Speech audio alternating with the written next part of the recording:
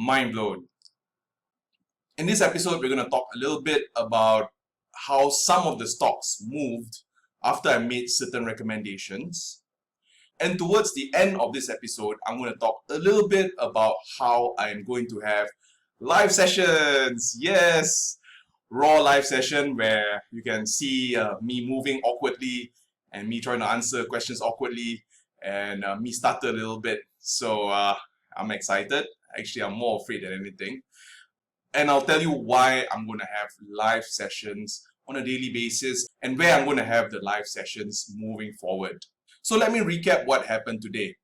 In the last episode, I mentioned about how I've invested some of my money in certain options, which was very dangerous. And I told any of you guys watching that particular episode not to employ such strategy. And what happened was, that particular stock kind of dropped. And if you try to type that particular warrant, you will notice that the warrant will expire as at the end of December. So that strategy was super duper risky. But having said that, that particular warrant managed to appreciate to about 40% for me. So I'm not complaining.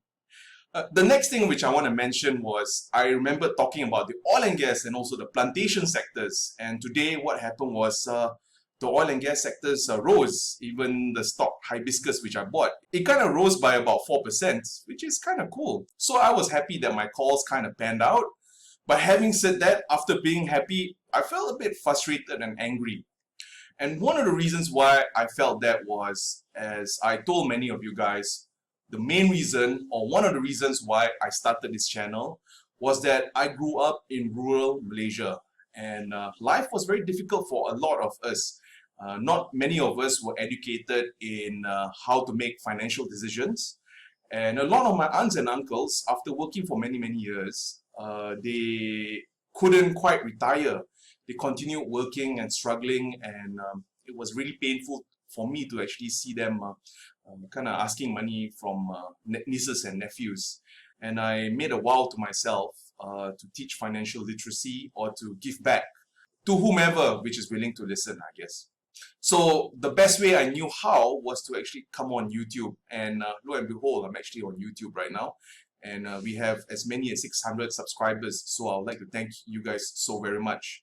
One of the reasons why I was angry is that I am super duper slow when it comes to creating YouTube videos. Let me give you a taste of how long it will take me to create one video. After I get the idea, I need to actually write down all the ideas, gather all the ideas, and after maybe 1 or 2 weeks, then I start drafting out the ideas and start making sense of everything. And then comes the scripting. And after I've scripted the whole thing, I will shoot a video and then I'll edit the video. And if it's not too good, I have to reshoot the video.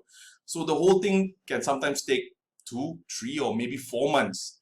So by the time when I get the idea and I disseminate the information to you guys, it will be at least 3 or 4 months. And what may happen is that the stock may have already moved and the opportunity may have passed. Also, to show you guys the whole oil and gas sector, we could see Bumi Armada today move by 7% and Welesto move by 3.3%. I know it's not much. I mean, it's between 3 to 7% within the 1 day period, but still, it's money that we could have made otherwise. So I made it a point to face all of my excuses of being scared.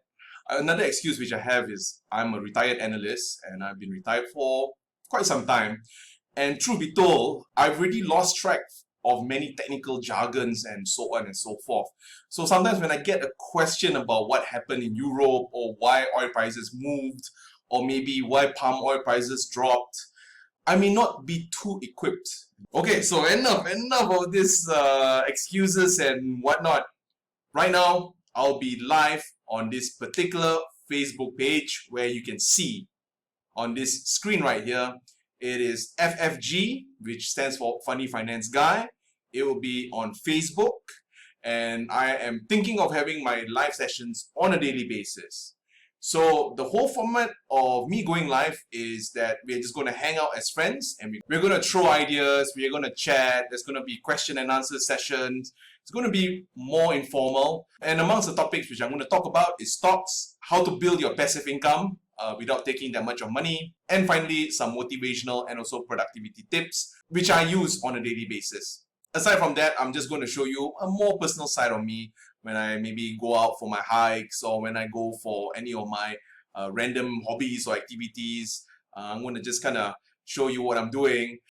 That way it's less formal. That way you get to know me as a person.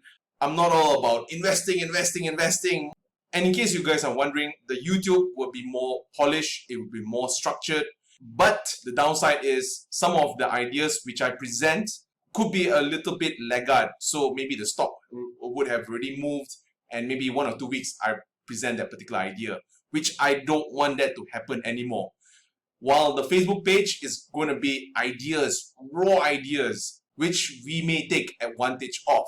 So that's the whole basis of me having a Facebook page, and that's the whole basis of me going live on a daily basis, and that's the basis of us hanging out as friends and trying to figure out what to do next.